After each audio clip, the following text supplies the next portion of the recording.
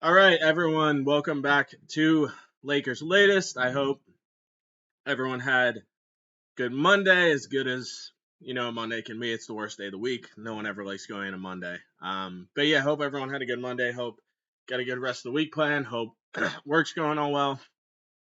Um, yeah, so we are kind of nearing the beginning of that training camp. We're probably about 2.5 weeks away from training camp. We're probably a little over a month away from preseason, about a month and a half, a little bit more than a month and a half away from the regular season starting. So yeah, we're kind of just tidying up, seeing how everything goes, seeing if there's any moves left to make for the Lakers before the regular season starts. I think training camp. I would be surprised if any moves happened after training camp. Um, Obviously, it's not impossible. Last year, I believe the Knicks, the Karl-Anthony Towns, Julius Randle trade was about near the end of September, I think, or something like that. So it's not impossible for big moves to happen. Excuse me, but probably they're all done. But anyway, I wanted to start today by talking about the big fish, Giannis Antetokounmpo. Now, to be clear, there's no current trade rumors for Giannis. He's staying in Milwaukee for the time being, but it's this big question mark, right? It's okay, like we know Giannis is in Milwaukee, we know he's happy there, but is he really going to stay there? Does he really think that they have enough to continue competing for championships? Now, when you look at places for Giannis to go, if he were to get traded from Milwaukee, now again, could easily stay in Milwaukee. Wouldn't surprise me if he stayed in Milwaukee, but I think you kind of look at Los Angeles, New York as probably the top two destinations. He'd probably want to go to a big city. And you look at like obviously we've kind of talked ad nauseum about this probably being LeBron's last year in Los Angeles. Not saying it's definitely going to happen, but from all the reports, everything we're reading, it seems like it's most likely going to be LeBron's last year in Los Angeles. So now, with LeBron probably leaving after this year, you got to look and say, okay, who's going to be that next star next to Luka? Next to Luka, excuse me. Is it Austin Reeves? Is he good enough to be that Batman? I don't know. Um, but I think they need to fish for a bigger fish, and it's hard to find a bigger fish in the sea than Giannis Antetokounmpo right now. Top three player in the NBA, easily. Just unbelievable. You couldn't find a better. You'd pick and rolls with Luka would be insane. You'd be hard pressed to find a better matchup next to Luka as far as a superstar goes in Giannis Antetokounmpo. Now, I could talk about Giannis's accolades. You all know he's a whatever time All Star. That 6, 7 time All Star. First all team NBA. Won the NBA championship. NBA Finals MVP. One of the greatest closeout performances we've ever seen with 50 points. And he hit seems like every free throw in that game. But yeah, when you look at big fish, you'd be hard pressed to find a bigger one than Giannis Antetokounmpo. Now, again, he's not getting traded before the season. He's going to be a Milwaukee Buck. It's going to matter as far as when will he be available. Like, is that going to be next offseason? Depending on how the Bucks season goes, especially like obviously Dame is gone. That's not ideal. But they brought in Miles Turner. You obviously did that stuff. So it's going to be interesting to see what happens after this season. And I'm more talking about the future here. Now the question is, would the Lakers have what it actually takes to get Giannis? Now, obviously, you're talking about first ballot Hall of Famer, a guy who probably by the end of his career is going to go down, potentially top 15 player of all time, probably already top 30, top 40. So it's going to take a ton to get a guy like this, especially in his prime. I saw a mock trade the other day. I have it right here. It's Giannis to the Lakers for Austin Reeves, Rui Hachimura, Dalton Connect, 2026, 2028, and 2030 unprotected first. I would have to double check if they can even offer all those first. But off the jump, I don't think that's enough. I think it depends what the Bucks are looking for. Are they looking for just a loaded amount of picks where they can just use those all in the future and rebuild, or they kind of just want to regroup and get really good players that will obviously not have the same impact on us, but fill out the roster a little bit more. And even with Reeves, Rui, and Connect, it's just not enough 3 first. I think you got to have at least 4 to 5 first, or you have to trade one of those guys and acquire first elsewhere. But it's going to be difficult, I think, to get any Giannis trade done with what they have right now. Obviously, in the offseason, we'll see if things change, but I think that's the guy they need to keep a very close eye on. And if he becomes available, you do whatever it takes to get him, whatever it takes. So yeah, let's transition into the next thing. Obviously, Giannis isn't going to be available at earliest till next offseason. So I want to look at guys who could be available. I don't know if this guy's going to be available. Going to bring up PJ Washington of Dallas. Now, everything I read is that they're expecting he's going to sign an extension with Dallas, which makes sense. But obviously, with Cooper Flag there, he might be coming off the bench now. So there's still a little up in the air there. I do expect him to sign an extension with Dallas. But when you look at other guys to acquire who maybe aren't superstars, I think PJ Washington fits the bill of a guy they would look to acquire. First of all, there's already that built-in chemistry with him and Luka Doncic. Like, when he came to Dallas, his game amplified a ton, and he was doing pick and rolls with Luka, pick and pops. They worked really well together. So there's already that built-in chemistry, that built-in comfortability with those two guys where, PJ comes in. Like, obviously, you're going to have to adjust to playing with LeBron, but he knows what Luka's game is. Excuse me. He knows what Luka likes. He knows where he needs to be, obviously, to get more shot opportunities with Luka. But PJ Washington is definitely a guy that if he were to be available, I think the Lakers should target. He's a very good fit. He would be a great fit for the roster, a great fit next to Luka and LeBron. He's a pretty decent defender. The numbers are pretty good. I got them right here. Career, 13 points a game, 6 rebounds, 2.3 assists on 44% from the field and 35% from three.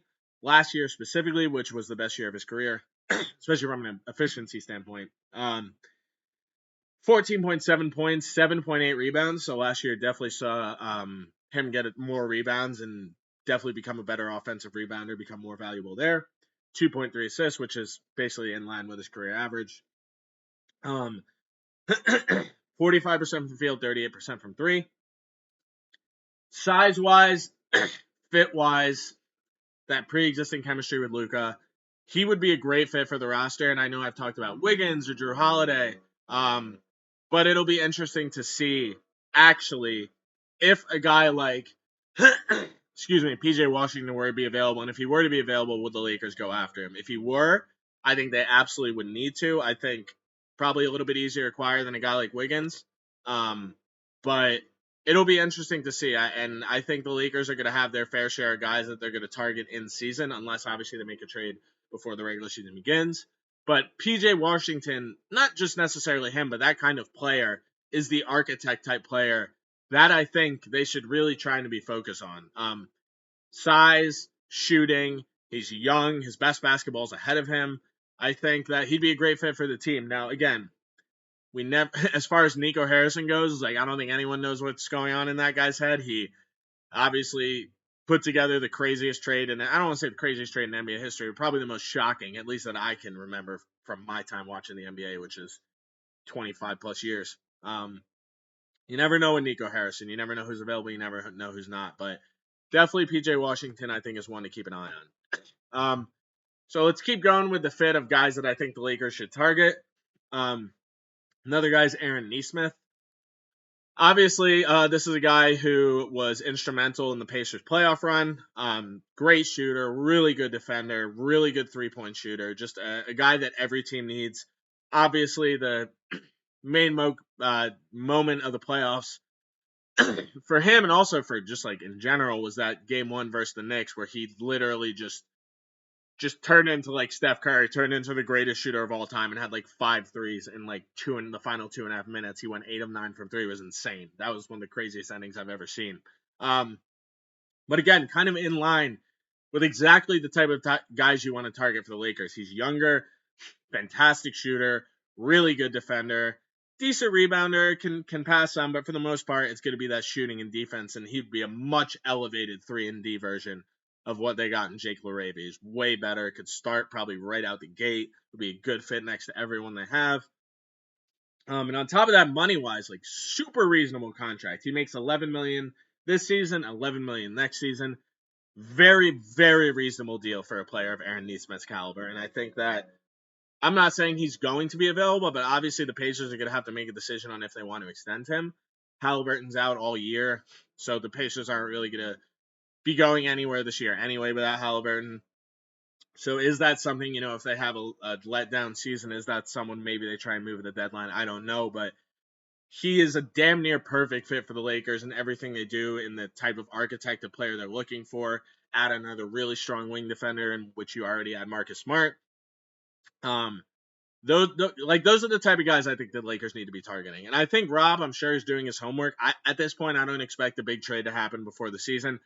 In season, we'll obviously hear rumors, and then I think it'll be amplified right, about a week or 2 weeks before the deadline. We'll get all those rumors, and everything will be going crazy, off the wall. But if he were to become available, I think the Lakers should go hard after Nesmith, especially with that super reasonable contract. You should trade for him. They have around $60 million coming off the books, I believe, after this season. Obviously, they're going to have to make a decision on Austin Reeves, whether they want to extend him or whether they maybe want to trade him. But regardless, Nesmith is a guy who I think would be a clad cut perfect fit for the Lakers. So we'll keep an eye on that. We'll keep an eye on if some of these players do become available, and if the Lakers were to inquire on them, we'll see. But just something to keep an eye on.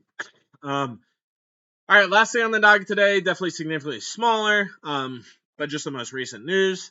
Lakers yesterday signed, I believe, whether it was to just training camp or two-way or Exhibit 10, Kyler Kelly, who played for the South Bay Lakers last year, went to Oregon State, where he only played a couple seasons, didn't score a ton. I think he averaged like 11 points a game, 8 rebounds, but 3.5 blocks both seasons. So obviously he's a strong defender. That's kind of his game. That's his skill set that he's bringing to the NBA.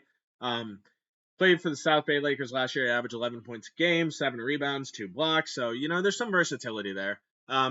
Again, this is probably more or less just a depth signing. Obviously, you have Jackson Hayes, you have DeAndre Ayton, you have Christian Koloko, and now you have Kyler Kelly. And again, it's probably a guy I'm not really expecting to get NBA minutes. He did play for a little bit for the Mavs and Pels last season, so he has a very tiny bit of NBA experience. So yeah, but to me, I think it's probably just more of a depth signing. But you never know. I mean, look, you never know if guys get hurt. Maybe he comes up, maybe he has an impact in a tiny stretch. You saw some things from him in New Orleans and Dallas that he could kind of contribute in a pinch. But yeah, probably a guy that for the most part isn't going to contribute too much this season. Going to be in South Bay the majority of the season. But you never know. Maybe if he gets an opportunity, he can contribute in a pinch. Maybe he earns a backup spot if, someone like Hayes goes down. Obviously would have to beat out Koloko. But yeah, probably, again, just mostly depth signing. He'll be playing in South Bay. Maybe he gets called up if needed. But yeah, the Lakers still are going to have, I think they'll still make at least one more signing to someone to the vet man, which we'll keep an eye out for the coming weeks. But yeah, that's what I got for you today, guys. We're going to keep an eye on all the trade rumors, anything that's going down, anything that we're hearing, we'll be talking about. But yeah, hope everyone has a good day, and yeah, I will catch you guys later. Until then.